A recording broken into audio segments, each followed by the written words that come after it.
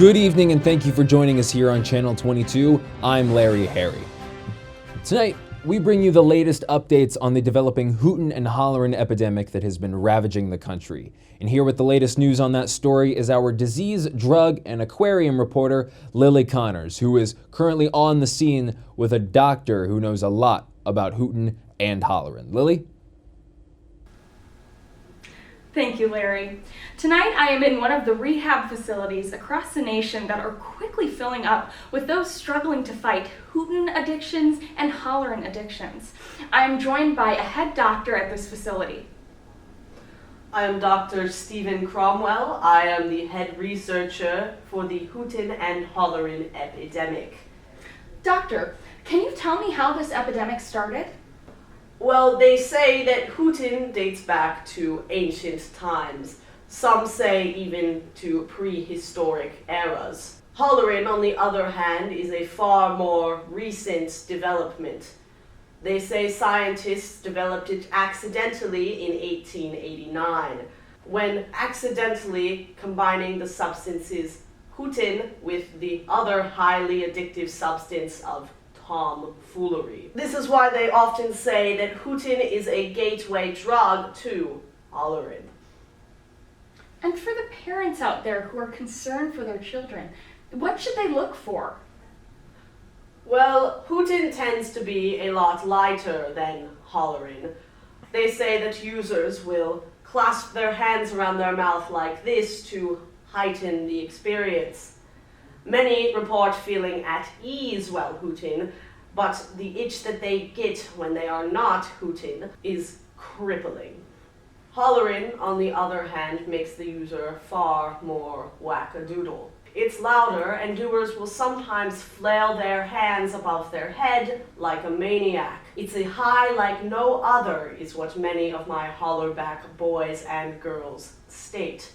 However, it's a high so great that users often overdose. Hootin and Hollerin for more than an hour at a time can lead to death. And these are all scientific terms, correct? Of course. Doctor, do you have anything to say to those struggling with addiction?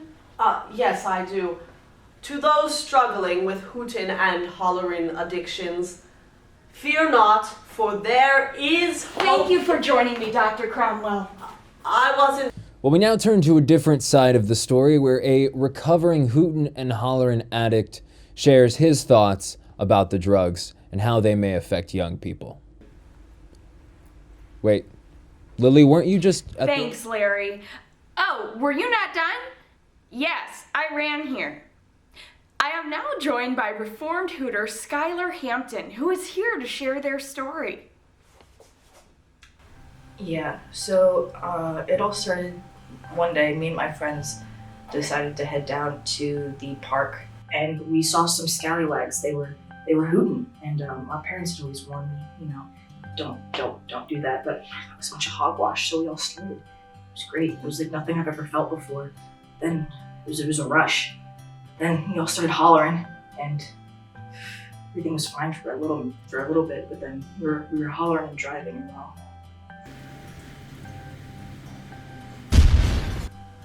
we'll always miss Timmy. But we were ordered rehab, and it's just been horrible. I'm just so glad I didn't get wrapped up in hootenanny.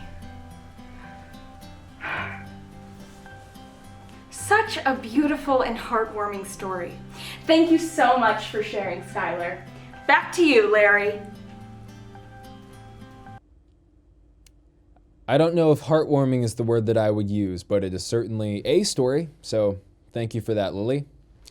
Coming up, local adults get beat up by some first graders at a park, and a man dies after sitting for too long inside of a hot car. Also, a local vending machine is causing some controversy with young people around the campus of the University of Cincinnati, what their thoughts are, and how that could affect the pizza machine's bottom line. That's ahead, first at 4.